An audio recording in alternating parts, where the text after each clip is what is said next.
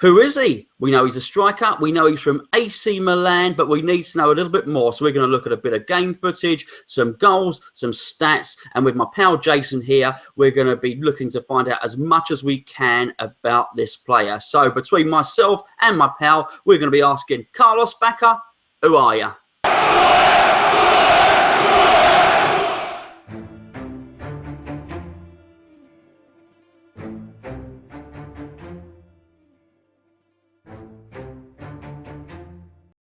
Well, he plays at AC Milan now, but beforehand he had quite a bit of success at Sevilla. He played under Unai Emery, which you'll probably remember. He was the guy that we were linked with. I think he's now manager of PSG. How did he do at Sevilla, Jason? He hit the back of the net 34 times over the span of 2 years. So if we're ever looking for someone to sort out a goal problem, I mean, he'd be one of the first people on my list.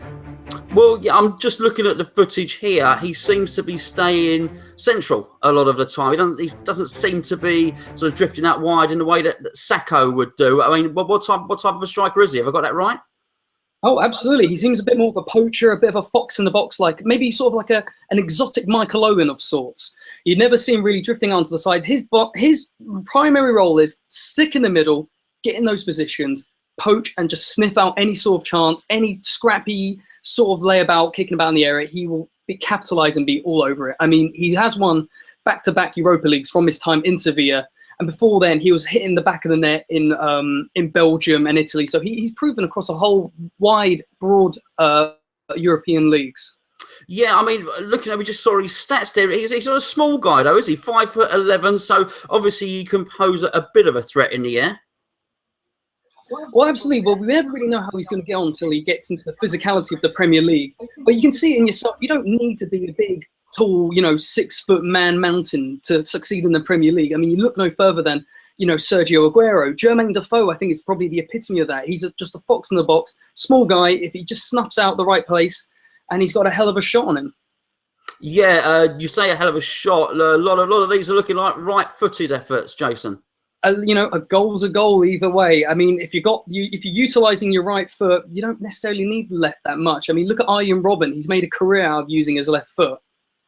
No, he certainly has. And it does seem to be when he does need to use his left, he'll use the outside of his right foot. You've even seen one goal there where he's wrapped his foot around the back of his standing foot and still scored the goal. So, no, he certainly looks to have, a good eye for goal, and he doesn't seem to be hindered by the lack of a left foot, let's say. We're not seeing him get involved too much in the build-up play, though. I don't think he necessarily needs to. I mean, we've got like the workhorses in Antonio. We've got Payet. Feghouli looks like he's a man that's going to put in a shift. Torre looks like he can put in a shift as well. We just need someone to get on the end of it and just stick it in the back of the net, really. I mean, we could do an Arsenal where we just keep working it in and around the box, everyone pulling in a shift. We just need him to say, look, just sit in the box and take your chances. That's all we need.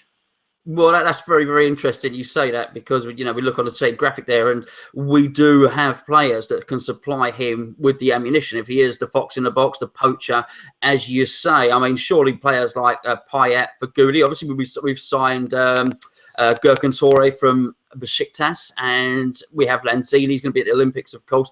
But these guys, surely that they'll thrive having a striker and a poacher in front of them of this ilk, you'd think. Oh, yeah, without a doubt. I mean, his record speaks for himself. Even going into his time with AC Milan, and they weren't exactly blessed with a Payet and a Feghouli, and he still managed to tear that league a new one as well. So only time will tell, but he's definitely in the right place with the right amount of service, and I think he's the missing piece of our puzzle, really, in terms of our goal situation. Yeah, so it was it 18 goals in Serie A last season? You say AC Milan weren't an overly attacking team. They didn't have many creative players last year. They were just, I mean, they just weren't overly impressive, really. I mean, they've only recently just been sold on. I mean, Balotelli, it just didn't really seem to click. But just going from his statistics with AC Milan, so across a whole season, 38 games, 18 goals, really. And if we can get him anywhere close to that target, then, that could make the difference between an 8th place finish and potentially knocking on the door of the top 4, top 6 finish. And sort of unlike a lot of players, his stats have not been inflated overly with too many penalties. Only looks to be 2 penalties in the footage that we're seeing there. So, I mean, I think you're getting a sort of naturally reflective idea in the stats of what his worth might be for a team. But I mean, do you think that this is the guy? We've been promised a 20-goal-a-season striker. In your opinion, do you think this is the guy? Can Carlos Bacca score 20 goals in the Premier League? Oh, I'll put my neck on the line and think he's got a bloody good shot if we've got all this supply, and he's going to be one of the first names on the team sheet as well. Hopefully he can repay our faith in him and do what he does best and snuff out goals. Absolutely. Just one final question. If we're starting the season, is he on the assumption that we are signing no more players, which I think we will. It looks like Saka will go and it looks like Valencia will go. But if we do sign another striker, but if it was just down to Bacca and Andy Carroll, who would get your nod for the starting berth in the team that I just placed up on screen a minute or so ago? I suppose he probably needs a little bit to sort of settle in, get used to the rigours of the Premier League. I would probably start him as a sub initially, especially for the Europa. Just come off the back of a Copa America. He might need a little bit of downtime. He might not be 100%. I'd say we start with Carroll, but you can sling him on. He's a dangerous option to have on the bench.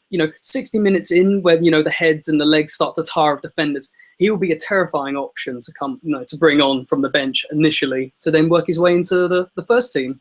Good stuff. Thank you very much indeed. And I understand he scored a couple of goals in that Copa America too. So clearly he can do it across the spectrum as well. Well, that's about it from us. If you want to pass any comment, please do comment below. You can join us on the forum, hammerschat.com. Any news or the latest breaking news on any players signing, even rumours before they've signed, claretandhugh.info. And don't forget to search for West Ham app. You'll notice our icon, which is up there. Just search for that icon. It's on Android and, of course, it's on iOS. Until next time, when we hopefully will be asking another player, who are you?